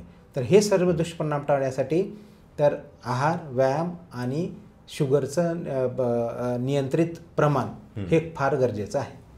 म्हणजे तुम्ही खूप म्हणजे एकदम व्यवस्थित सांगितलं की डोक्याच्या केसापासून ते खाली नखापर्यंत, कारण ब्लड जिथं जिथं आहे तिथं तुमचा जर डायबिटीज जास्त असेल तर घाबरण्याचं कारण नाही. शुगर जर जास्त असेल तर मात्र ह्या गोष्टी होऊ शकतात. तुम्ही जर नियंत्रित ठेवलं नाही, व्यवस्थित ट्रीटमेंट घेतली नाही, डॉक्टरांचं ऐकलं नाही तर होऊ शकतं. आता सर एक अशी पॉप्युलेशन आपल्या इंडियामध्ये आहे की आजार झाल्यानंतर डॉक्टरांकडे न जाण्यापेक्षा दुसरे उपाय खूप करतात, मग गंडेदोऱ्यापासून ते बाबा ह्याच्यापर्यंत. तर असा तुमचा काय एक्सपिरियन्स आहे का की पेशंट तसे तुमच्याकडं येत आहेत का ते तिकडंच दुरुस्त होत आहेत? याच्यामध्ये मी असं म्हणतोय की आहार आणि व्यायाम या दोन गोष्टी याच्यामध्ये नक्कीच आहेत. मग आता त्याच्यामध्ये समजा आता तुम्ही भरपूर आजकाल डाएटचे प्रकार आणि वेगवेगळे आहेत, पण मी एकच सांगेल, ट्रेंड म्हणजे व्यवस्थित ट्रेंड डायटिशियन किंवा ट्रेंड एक्सरसाइज ट्रेनर असेल, म्हणजे आहार आणि व्यायाम. आता मी जसं म्हटलं की ट्रेंड हा शब्द खूप महत्त्वाचा आहे. आजकाल काय प्रत्येकजण जातं, अरे मी शुगर कमी करतो, मी आजपासून काही गोड खाणार नाही, माझी शुगर कमी नाही. तर याच्यामध्ये हे महत्त्वाचं आहे की कस्टमाइज डाएट प्लॅन, म्हणजे प्रत्येक व्यक्तीनुसार हा डाएट प्लॅन केला पाहिजे आणि ट्रेंड पर्सनकडनं घेतला पाहिजे. मी कोणत्याही पॅथीच्या विरोधात किंवा याच्या नाही आहे, तर ट्रेंड पर्सनकडनं ते घेतलं पाहिजे, हे महत्त्वाचं आहे. की बाकी तुम्ही जसं म्हणता की याच्याकडनं गेलो किंवा हे आजकाल भरपूर पेशंट आहेत की जे याच्यामध्ये आयुर्वेदिकच्या दुकानामध्ये जातात आणि त्यांना सांगतात की हे द्या माझ्यासाठी, सिरप द्या, यासाठी हे द्या. तर मी असं म्हणेल की या सर्वांनी जे आहे ते ट्रेंड डायटिशियन किंवा ट्रेनर यांच्याकडनंच हे डाएट किंवा एक्सरसाइज हे घेतली पाहिजे, कारण हे प्रत्येकाच्या आवडी निवडी, प्रकृती आणि विकृतीनुसार तयार केलं पाहिजे. कारण आपण बघतो की डायरेक्ट अशा काही ॲड बघतो, टी व्हीवर बघतो, खाली चॅनलवर पट्टी येते किंवा बऱ्याच वेळेस की हे सिरप घ्या किंवा हे औषध घ्या, तुमचं डायबिटीस 100% बरे होईल. किंवा काही आता सोशल मीडियावर काही लोक आहेत की तुम्हाला डायबिटीस फ्री करण्यासाठी ही औषध एखादं असं काही असतं का तुमच्याकडे असे घेऊन काही कॉम्प्लिकेशन झालेला एखादा एक्सपिरियन्स तुमचा सांगा की असं तुम्हाला एक्सपिरियन्स आला होता की हा व्यक्ती ह्याचं ऐकलं आणि ह्या चुकीच्या गोष्टी आहेत. कारण ह्याच्यामध्ये ट्रॅपमध्ये अडकलेत लोक. तुमच्याकडे येण्या अगोदर बरेच लोक काय करतात, कुठंतरी दोऱ्या बांधणे किंवा काहीतरी वेगवेगळ्या पद्धती, असा काही एखादा पेशंट तुमच्याकडे येतात का किंवा असे पद्धती कॉम्प्लिकेशन होऊनच डायरेक्ट? नक्कीच आहेत. असे पेशंट भरपूर आहेत की जे की कोणीतरी सांगितलं मला की हे औषधं घ्या म्हणजे याच्यानं बरं होईल किंवा हे करा याच्यानं बरं होईल. पण हे सर्व जे आहेत तर मी सुरुवातीलाही म्हणलं की व्यवस्थित ट्रेंडकडनं घेतलं पाहिजे. एक तर याच्यामध्ये भरपूर सारे पेशंट कॉम्प्लिकेशनमध्ये आहेत. जसं की आमच्याकडे येतात की नंतर डायरेक्टली जो पेशंट आहे तो त्याला तरी काहीतरी युरिन इन्फेक्शन झालेलं असतं किंवा पायाला खूप जखमा झालेल्या असतात, पायाला गँग्रीन झालेलं असतं आणि तेव्हा मग तो आमच्याकडे येतो. तर तेव्हा सांगतो की नाही साहेब, सर मी यांच्याकडे गेलो होतो, त्यांनी मला असं असं हे औषध प्यायला सांगितलं किंवा यांच्याकडे गेलो आणि यांनी सांगितलं की हे घ्यायला सांगितलं. तर हे सर्व मी म्हणतो की चुकीचं आहे. तुम्ही हे ट्रेंड माणसाकडनंच हे सर्व गोष्टी घेतल्या पाहिजेत आणि चांगल्या व्यवस्थित डॉक्टरकडनं की त्याचं व्यवस्थित नियोजन करून तुम्ही त्यासोबत बाकीच्या गोष्टी केल्या पाहिजेत. म्हणजे डॉक्टर, त्यासोबत डायटिशियन आणि तुम्ही एक्सरसाइज करताल त्यासोबत ट्रेनर, ह्या गोष्टी याच्यामध्ये खूप महत्त्वाच्या आहेत.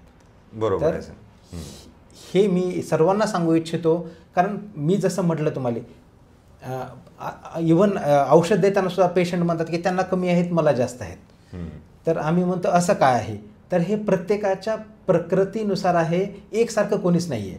मी जसं म्हटलं की आपल्या भारतामध्येच घेऊत आपण की 100 कोटी लोक आहेत, एकसारखं कोणी आहे का? नाही. तर त्याच्यामध्ये पण शुगरमध्ये पण असं आहे की प्रत्येकाची साखर जरी सारखी असली तरी त्यासाठी औषध गोळ्या ह्या वेगवेगळ्या असतात. असं आहे की त्याच्या प्रकृतीनुसार त्याचा इन्सुलिन रेजिस्टन्स किती आहे, त्याचं लाईफस्टाईल कसं आहे, जीवनशैली कसं आहे, तर त्यानुसार आपल्याला औषध गोळ्यासुद्धा त्यानुसार बदल करावे लागतात. म्हणजे एकासाठीच सगळाच फॉर्म्युला वन फॉर ऑल हे फॉर्म्युला बरोबर नाही. म्हणजे एकच औषध घ्या तुम्ही डायबिटीस फ्री होताल असं काही नाही. हे पूर्णपणे चुकीचं आहे की औषधं घ्या आणि सगळ्यांसाठी एकच औषध असेल तर मग बाकीच्यांची गरजच नाही राहणार. पण तसं नाही आहे. तर मी असं म्हणेल की तुम्ही जसं म्हटलात की त्यासाठी जे आहे ते ट्रेंड लोकांकडनंच या सर्व गोष्टी केल्या पाहिजेत, जेणेकरून की पुढचे कॉम्प्लिकेशन जे आहेत ते तुमचे टळतील. आमच्याकडे पेशंट येतात की भरपूर येतात की कॉम्प्लिकेशन हे झालेलं आहे, आता मी काय करू?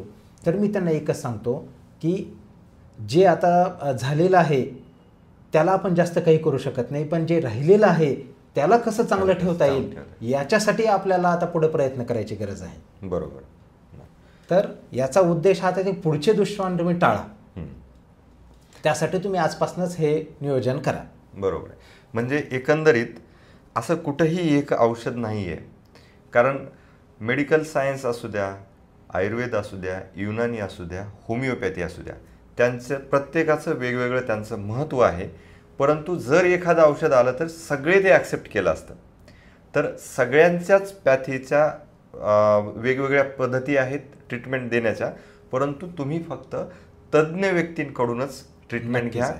कुठल्याही म्हणजे इन्फ्लुअन्स खाली येऊन किंवा अंधश्रद्धेतून ट्रीटमेंट न घेता तुम्हाला पुढचे कॉम्प्लिकेशन्स टाळण्यासाठी सर्टिफाईड आणि तज्ज्ञ डॉक्टरांचीच हेल्प घ्या, तेव्हा आपण या डायबिटीजच्या याच्यातून विळख्यातून निघू शकतो. आता सर, दुसरं तुम्ही जनरली म्हणतो तर आपण आहार व्यवस्थित घेतला पाहिजे. आहाराचा आणि डायबिटीसचा बराच मोठा फरक आहे, म्हणजे संबंध आहे व्यायामाचा. तर ह्याच्यात आहार काय घ्यावा, किंवा आपल्या इंडियन किंवा महाराष्ट्रीयन डाएट कंटेस्टमध्ये आता आपले जगातले जे काही ऑडियन्स आहेत, मराठी ऑडियन्स, तर त्यांच्यासाठी सुद्धा महत्त्वाचं पडेल की जास्तीत जास्त कशा पद्धतीचा आहार आपण डिझाईन केला पाहिजे आपल्या घरच्या रुटीन आहारामध्ये. थोडक्यात आम्हाला. नक्कीच आहे. आहाराचा आणि मधुमेहाशी तर नक्कीच संबंध आहे. आहार कसा असला पाहिजे, तर आपलं इंडियन डाएट जे आहे ते मॅक्झिमम कॉन्सन्ट्रेटेड आहे कार्बोहायड्रेट, म्हणजे ग्लुकोजशी निगडीत आहे. तर याचं प्रमाण आपल्याला कसं कमी करता येईल त्या पद्धतीनं आपण डाएटचा प्लॅन केला पाहिजे. आता हे ग्लुकोज म्हणजे काय सर? आता प्रेक्षकांना आपले ग्लुकोज म्हणजे कशामध्ये, चपाती भाकरी ह्याच्यात? हो, आजकाल खूप कन्फ्युजन आहे की मी चपाती खाऊ का भाकरी. मला प्रत्येक येतो पेशंट, सर मी चपाती खाऊ का भाकरी भाकरी खाऊ किंवा बाजरी खाऊ, किंवा आमच्याकडे असं आहे की पिवळ्याची भाकरी खाऊ का, मग त्याच्यामुळे शुगर कंट्रोलमध्ये होईल का. तर मी त्यांना सर्वांना असं सांगतो की ह्या सर्व गोष्टी आहेत ह्या आपल्या कॅलरीजमध्ये असतात. तर हे कॅलरीचं प्रमाण आपण तर यासाठी जो आहे तो की डायटिशियन प्लॅन. तर ते डायटिशियन प्लॅन म्हणजे काय करतात, तर आपल्यामध्ये कॅलरीजचं प्रमाण किती झालं पाहिजे. तर डायरेक्ट शुगर हे आपल्याकडे न गेली पाहिजे. डायरेक्ट शुगर म्हणजे डायरेक्ट कार्बोहायड्रेट. कॉम्प्लेक्स कार्बोहायड्रेट हा प्रकार जो आहे तो खूप चांगला आहे. कॉम्प्लेक्स कार्बोहायड्रेट म्हणजे आपल्याला डायरेक्ट शुगर मिळत नाही. कारण आपल्याकडे इंडियन, आता तुम्ही जर मला विचारलात की इंडियन डाएटमध्ये फास्टिंगचं पेशंट जो असतो त्याची शुगर कंट्रोल असते, पण जेवल्यानंतरची शुगर मात्र जास्त असते. हे कॉमन प्रॉब्लेम आहे की सकाळची शुगर सर माझी 110 100 असते आणि जेवण करून बघितलं 250 असते. हे कॉमन प्रॉब्लेम आहे. काय आहे तर आपलं फूड जे आहे ते मॅक्झिमम जे आहे ते कार्बोहायड्रेट म्हणजे डायरेक्ट शुगर देणारं फूड आहे. इंडियन डाएट त्याप्रमाणे आहे. इंडियन डाएटमध्ये डायरेक्ट कार्बोहायड्रेट म्हणजे काय तर चपाती आहे, भाकरी आहे, भात आहे किंवा ज्युसेस आहेत, जे रिफाईंड फूड्स आहेत, याच्यामध्ये ब्रेड्स आहेत. तर हे सर्व मैद्याचे पदार्थ आहेत. या सर्व पदार्थामध्ये डायरेक्ट शुगर आहे. तर आपण असं डाएट प्लॅन केलं पाहिजे की ज्याच्यामध्ये आपल्याला कॉम्प्लेक्स कार्बोहायड्रेट जाईल. आता तुम्ही म्हणाल की कॉम्प्लेक्स कार्बोहायड्रेट म्हणजे काय, तर कॉम्प्लेक्स कार्बोहायड्रेट किंवा याच्यामध्ये आहे की आपण व्हेजिटेबल्स जे आहेत आपण ज्याला म्हणतो सलाड, त्याचं प्रमाण हे आपल्या आहारामध्ये जास्त पाहिजे. मी तर असं म्हणेल की आपल्या आहारामध्ये जे आहे ते 50% जे आहे ते सलाडचं प्रमाण किंवा व्हेजिटेबल्सचं प्रमाण असलं पाहिजे. आता त्याच्यामध्ये म्हणतात की व्हेजिटेबल आम्ही खातो ना, व्हेजिटेबल्स म्हणतात, पण ते काय करतात आपण भाजी करतो ज्याच्यामध्ये की आपण ऑइल टाकतो आणि मग ते भाजी खातो.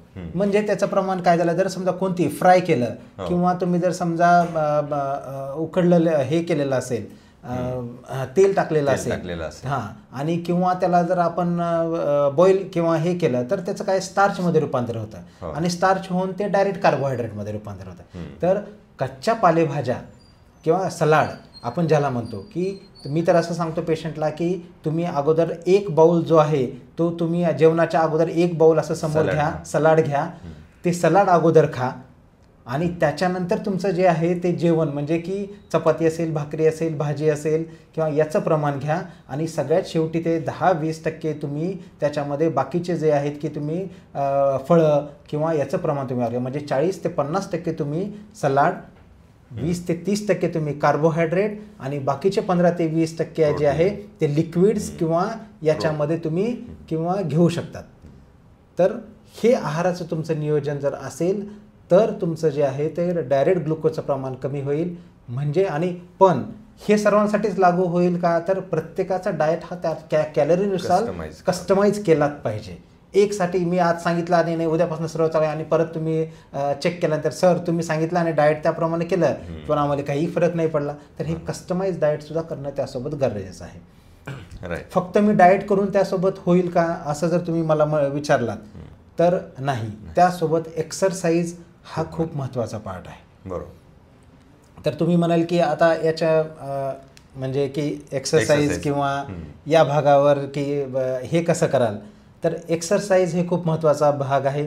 मी तर असं म्हणतो की exercise 45 minutes exercise 5 days in a week 5 दिवस आठवड्यातनं हे करणं खूप गरजेचं आहे. बरोबर. भरपूर सारे पेशंट म्हणतात की सर आम्ही तर सकाळी 1 तास वॉकिंग करतो, आम्ही दररोज 1 तास चालतो तरी माझी शुगर कंट्रोलमध्ये नाही आहे. आहार करतो का हो मी काहीच गोड खात नाही आहे, मी 15 दिवसापासून एकही गोड खाल्लेलं नाही पण तरीही माझी शुगर कंट्रोलमध्ये नाही आहे. तर एक्सरसाइज करण्याचे सुद्धा त्याच्यामध्येही प्रकार आहेत. तर मी तर असं म्हणेल की वॉकिंग हा प्रकार फक्त वयाच्या 65 नंतरच करावा, तोपर्यंत तो यंग आहे असं समजावं. Walking is not a exercise.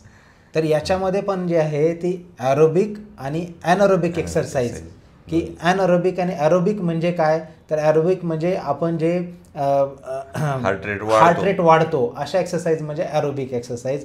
ॲनॅरोबिक म्हणजे ज्या आपल्याकडे मसल मास थोडंसं त्यांच्यामध्ये स्ट्रेंथ आणतं अशा एक्सरसाइज केला तर त्या म्हणतो आपण ॲनॅरोबिक एक्सरसाइज, रेजिस्टन्स एक्सरसाइज. तर ह्या दोन्हीही एक्सरसाइज आपण त्याच्यावर करणं गरजेचं आहे. आता भरपूर पेशंट विचारतात की सर आम्ही तर वॉकिंग करतो, तर मी म्हणतो की त्याच्यामध्ये तुम्ही ब्रिस्क वॉकिंग करा. म्हणजे काय तर सुरुवातीला समजा तुम्ही आहे ते 10 मिनिट स्लो करतात. ब्रिस्क म्हणजे काय तर मी तर असं म्हणतो की तुम्ही चालताना तुम्हाला बोलतानाही आलं पाहिजे, दम लागला पाहिजे. ती एक्सरसाइज तुम्ही करत असाल म्हणजे फास्ट वॉक केलं पाहिजे, तुम्हाला थोडासा घाम आला पाहिजे, थोडासा म्हणजे नाही घाम आला पाहिजे आणि एक्सरसाइज किंवा ते केल्यानंतर वाटलं पाहिजे की हां मी थकलोय आणि मला घाम आलेला आहे. तर ती एक्सरसाइज असेल तर त्या एक्सरसाइजचा परिणाम जो आहे तो मग आपल्या शरीरावर व्हायला सुरू होतो. आणि मग अशामध्ये जे आहे आणि एक्सरसाइज करण्याचे फायदे काय आहेत तर भरपूर सारे फायदे आहेत. मी जसं म्हणजे शुगरच्या बाबतीत जर बोलायला गेलं तर एक्सरसाइजमुळं काय होतं तर पेशंटची इन्सुलिन सेन्सिटिव्हिटी वाढते. बरोबर. म्हणजे आहे तेवढं आपल्या शरीरामध्ये इन्सुलिन प्रोडक्शन होतं त्याच्यामध्ये सेल ते मॅक्झिमम ग्लुकोजचं वापर करू शकतात आणि ज्याच्यामुळे शरीरातील ब्लडमधील ग्लुकोजचं प्रमाण कमी होतं. बरोबर. आणि ह्या गोष्टी तुम्ही लाईफ म्हणजे पूर्ण आयुष्यभर तुम्ही केलात तर तुम्ही डायबिटीज फ्री होऊ शकता का? तर नक्कीच होऊ शकता. बरोबर. म्हणूनच म्हणजे मी थोडंसं ॲड करतो की आयुर्वेदामध्ये सुद्धा मधुमेहाला म्हणजे सुखवसी लोकांचा जो आजार म्हणलं जातं की ते बसून असतात, ते जास्त तळलेले गोड पदार्थ त्यांना मिळायचे त्यावेळेस, तर अशा लोकांना व्हायचा. तर तेच सिच्युएशन प्रत्येकामध्ये सध्या आहे की आपण आता बसून आहोत, जास्त लोक आपले मूवमेंट कमी झालेली आहे, म्हणजे फार एक्सरसाइजेस करणं गरजेचं आहे, फ्लेक्सिबिलिटी आहे, ॲरोबिक्स आहेत आणि रेजिस्टन्स ट्रेनिंग. त्यासोबतच तुमच्या डाएटमध्ये कार्बोहायड्रेट्स जे आहे ते कॉम्प्लेक्स असले पाहिजेत, म्हणजेच आपलं मॅनमेड न करता जे नॅचरल कार्बोहायड्रेट्स आहेत. आता फळ हे कॉम्प्लेक्स कार्बोहायड्रेट आहेत, परंतु ते जर ज्यूस करून पिलात तर ते तुमचं डायरेक्ट सिम्पल कार्बोहायड्रेट्समध्ये रूपांतर होतं. बऱ्याच जणांना असं म्हणणं असतं सर की मी ज्यूस सकाळी सकाळी पितो फळांचं काढून, मी तर एकदम घरचं खातो, मी साखर टाकत नाही, हे कितपत योग्य आहे डायबिटीजमध्ये? आता तुम्ही मला विचारलात की डायबिटीजमध्ये भरपूर जण विचारतात पेशंट्स की डायबिटीजमध्ये फळं खाऊ शकतो का? तर मी म्हणतो फळं खाऊ शकतो, पण ते फळ कसे खायचेत, केव्हा खायचेत हे महत्त्वाचं आहे. तुम्ही डायरेक्ट तर जे ज्यूस घेत असताल तर ते उपयोगाचं नाही आहे. साखरचं डायरेक्ट ग्लुकोज घेत आहेत तर त्याच्यापेक्षा तुम्ही पूर्ण जे फळ आहे ते खाल्ला तर त्याचं फायबर्स किंवा बाकी त्यासोबत बाकीचे न्यूट्रिशनल फॅक्टर जे आहेत ते त्याच्यामध्ये येतील. म्हणजे पूर्ण समजा एक सफरचंद आहे, डाळिंब आहे, तर असं तुम्ही पूर्ण जे फळ घेत आहेत त्याच्यामध्ये तुम्हाला फायबर्स येईल जो की तुमचा गट फ्लोरा जो आहे तो पण तुमचा वाढवेल आणि तुमचे डायरेक्ट जे शुगर जाणारे आहे ते तुम्ही टाळू शकतात. तर आणि फळ समजा शुगर जास्त फळ कधी खाऊ शकता तर याचंही ठरलेलं आहे की तुम्ही त्यासोबत आहार आणि एक्सरसाइज म्हणजे कॅलरीज ह्या सुद्धा त्यामध्ये महत्त्वाच्या आहेत. तुम्ही सर्व अन्न घेताय, तुमचं कॅलरीजचं प्रमाण तुम्हाला दररोज लागणाऱ्या कॅलरीचं प्रमाण 1-2,000 कॅलरी आहे आणि तुम्ही घेतायत दररोज 3,000 कॅलरी, त्यावर तुम्ही ज्यूस पितायत किंवा फ्रूट्स घेतायत तर ते उपयोगाचं नाही आहे. तुम्हाला जे तज्ज्ञ डायटिशियनने जे डाएट दिलेलं आहे त्याच्यामध्ये ते कॅलरीजचं प्रमाण किती आहे त्यानुसार तुम्हाला ते फळांचं प्रमाण त्यासोबत ठेवून आपण ते नियोजन केलं पाहिजे. मी असं म्हणेल फळ खाऊ शकता का? हो, नक्कीच सर्व फळ खाऊ शकतात लिमिटमध्ये. आणि ते मी म्हटलं की ज्यूस किंवा प्रोसेस जे ज्यूस आहेत किंवा हे अवॉइड केले पाहिजेत. प्रोसेस फूड सुद्धा सर्व अवॉइड केले पाहिजेत की ज्याच्यामध्ये जे असतं की प्रोसेस फूड किंवा याच्यामध्ये असतं की तुम्ही जास्त ग्लुकोजचं प्रमाण किंवा स्टार्च किंवा प्रोसेस केल्यामुळे प्रिझर्वेटिव्स किंवा हे सर्व प्रमाण नक्कीच टाळलं पाहिजे.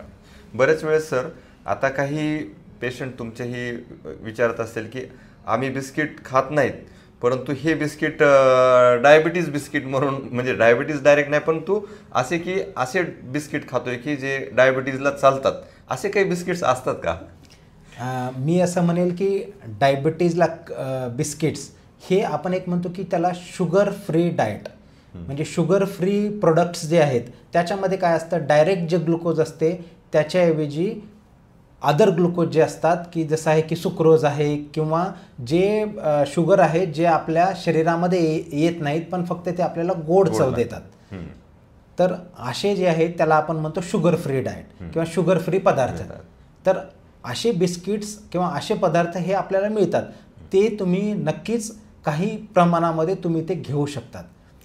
असं आहे. पण त्याच्यावर पूर्णपणे हे लिहिलं पाहिजे की शुगर फ्री बिस्किट्स किंवा शुगर फ्री डाएट आहे ते, की हे शुगरचं प्रमाण आहे, याच्यामध्ये ग्लुकोज नाही आहे पण तुम्हाला दुसरं आहे जे की सुक्रोज आहे किंवा अदर जे शुगर्स आहेत ज्यांची चव गोड आहे पण ते जेव्हा पोटामध्ये जातात तेव्हा पोटामध्ये त्याचं ॲब्सॉर्प्शन हे ब्लडमध्ये होत नाही आहे, ते फक्त तुमच्या चवीसाठी आहेत. तर असे हे शुगर फ्री बिस्किट्स किंवा हे वापरू शकतात. पण माझ्याकडे पेशंट येतात भरपूर सारे की सर आम्ही मारीगोल्ड घेतो, मारीगोल्ड जे आहे ना ते शुगर फ्री आहे. बिलकुल चुकीचं आहे. मारीगोल्ड हे शुगर फ्री किंवा हे नाही आहे, त्याच्यामध्ये फक्त मैदा ग्लुकोजचं प्रमाण थोडंसं कमी आहे, पण ग्लुकोज आहे का? नक्कीच आहे. तर हेही आपण टाळलं पाहिजे. त्याच्यावर आपण जे आहे ते की पूर्णपणे शुगर फ्री बिस्किट्स किंवा डाएट असंच लिहिलेलं आपण वापरलं पाहिजे. आणि तसे जर बिस्किट्स असतील तर ते मेडिकेटेड असतात, खूप कॉस्टली असतात. तुम्हाला 10-20 रुपयामध्ये कोणीही शुगर फ्री बिस्किट्स अवेलेबल करून देऊ शकत नाही. म्हणजे हे बाकीचे जे 20-1 रुपयाला बिस्किट मिळतात त्याच्यामध्ये मैदा असतं, रिफाईंड ऑइल असतं, पाम ऑइल असतं आणि साखर असते. याच्यापेक्षा वेगळं नसतं. तुम्ही जर लेबल चेक केलं म्हणजे आता सर एक खूप महत्त्वाचं आहे की आपण पॅक्ड फूड ही खूप जास्त झालेले आहेत आपल्या घरी.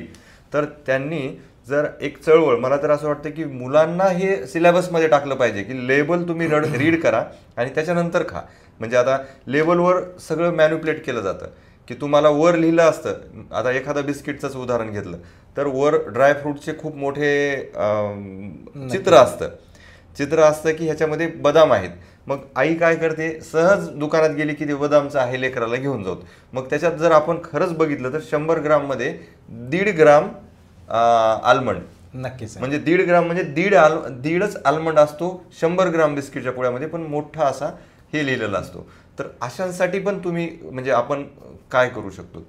नक्कीच आहे. मी याच्यामध्ये तर म्हणेन की मॅक्झिमम जे आहे प्रोसेस फूड किंवा रिफाईंड फूड किंवा बाहेरचं आपण जे म्हणतो की ऑइली फूड हे नक्कीच टाळले पाहिजे. जर ही चळवळ आजपासून सुरू केली, आता तुम्ही म्हणतात की हे जे पूर्वी जे होतं की शुगरचं मधुमेहाचं प्रमाण जे आहे वयाच्या 50 नंतर जास्त होतं, तो भाग जो आहे हा 30-35 किंवा माझ्याकडे इव्हन 25 वर्षाला सुद्धा डायबिटीजचे पेशंट्स किंवा सध्या वाढलेले आहेत, जे की पूर्वी नक्कीच नव्हते. तर हे प्रमाण का वाढलेलं आहे? तर आजकाल जे आहे ते लहानपणापासूनच मुलांमध्ये जे आहे की प्रोसेस फूड किंवा त्याला एक्स्ट्रा कॅलरीज फूड आणि लॅक ऑफ एक्सरसाइज, मग ह्या लहान मुलांमध्येच इन्सुलिन रेजिस्टन्स हा वयाच्या 10 वर्षापासूनच त्यांना सुरुवात होतो. आणि मग हे जेव्हा हे 5 वर्ष 10 वर्ष इन्सुलिन रेजिस्टन्स किंवा हे जे लठ्ठपणा आहे हे वाढायला सुरुवात होतं.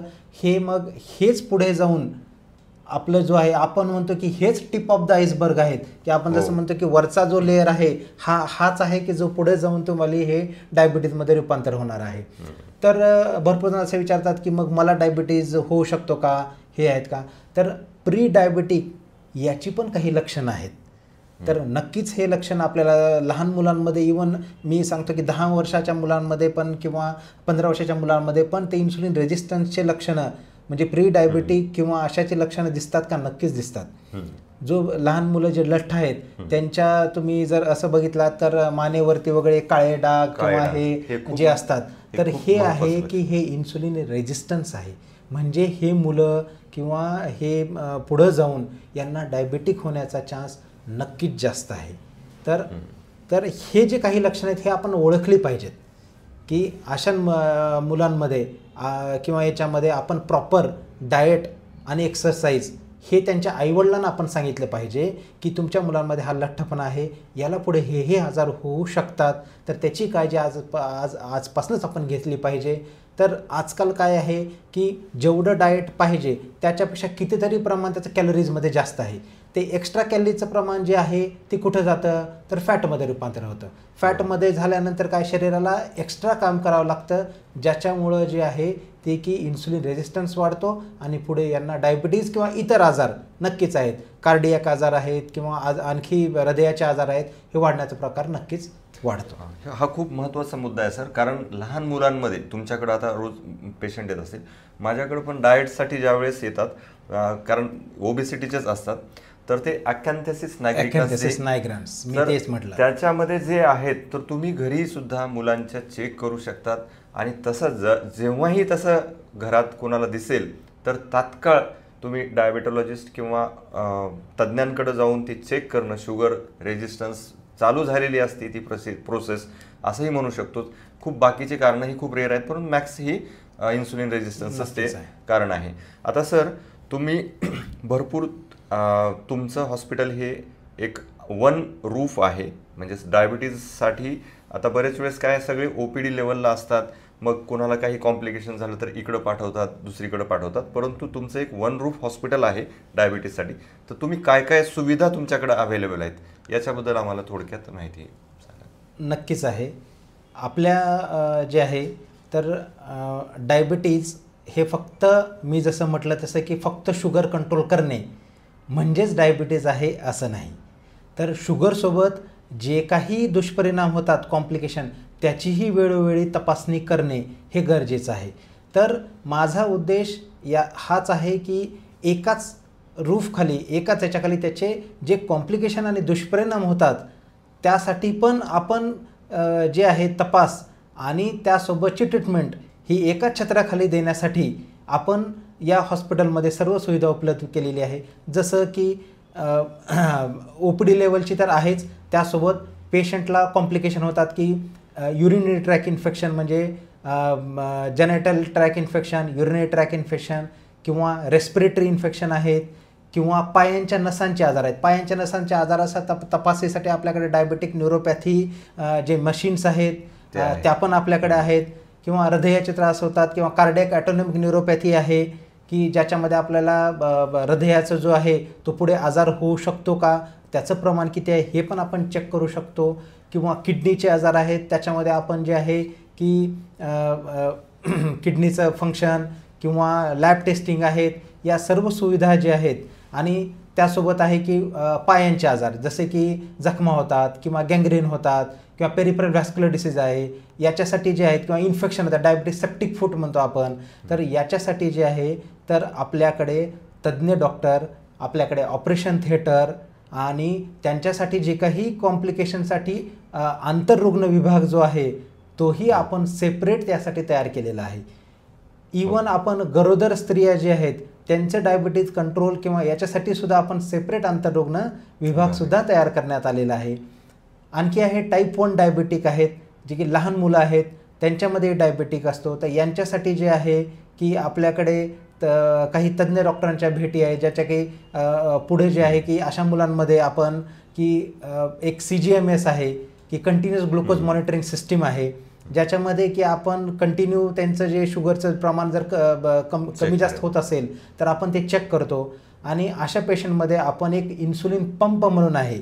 इन्सुलिन पंप म्हणजे असं आहे की ज्याच्यामध्ये आपण दररोज त्या मुलांना किंवा यांना दररोज इंजेक्शन घेण्याची गरज असते. तर अशामध्ये आपण इन्सुलिन पंप लावतो, ज्याच्यामुळं त्यांना दररोज इंजेक्शन घेण्याची गरज नाही लागत आणि त्यांचं शुगरचं प्रमाण जे आहे ते कंटिन्यू कंट्रोलमध्ये असतं. तर अशाही सुविधा आपण एकाच छत्राखाली या हॉस्पिटलमध्ये उपलब्ध करून देण्यात आले आहेत. म्हणजे अतिशय ॲडव्हान्स आता इन्सुलिन पंप आहे किंवा आता इन रिसर्च आहेत हे इन्सुलिन पंप वगैरे, किंवा आता काही दिवसानंतर 8 दिवसाला एक वेळेस इन्सुलिनचा डोस घेण्याची नक्कीच आहे. तर त्याही म्हणजे सगळ्या ॲडव्हान्स तुम्ही सुविधा मराठवाड्यासाठीच्या सर्व पेशंट्सला उपलब्ध करून देत आहे.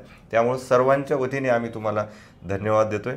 त्यासोबतच तुम्ही जो काही हा वेळ दिला आम्हाला आणि सर्व आपल्या प्रेक्षकांना, तुमच्या पेशंट्सला याची नक्कीच माहिती जी आहे ती तुम्हाला तुमचा डायबिटीज मॅनेज करण्यासाठी, डायबिटीज प्रिव्हेंट करण्यासाठी अतिशय उपयुक्त ठरणार आहे. हा पॉडकास्ट शेवटपर्यंत बघितल्याबद्दल थँक्यू. आणि तुम्ही हा पॉडकास्ट इतरांना शेअर करा, तुमच्या फॅमिली मेंबर्सला, आप्तेष्टांना, मित्रांना तुम्ही नक्कीच शेअर करा, जेणेकरून आपण डायबिटीज फ्री होऊ शकू आणि ज्यांना झालेला आहे तर त्यांचा डायबिटीजसुद्धा कंट्रोलमध्ये ठेवता येईल. तर धन्यवाद सर, तुम्ही इथं आल्याबद्दल. थँक्यू. नमस्कार.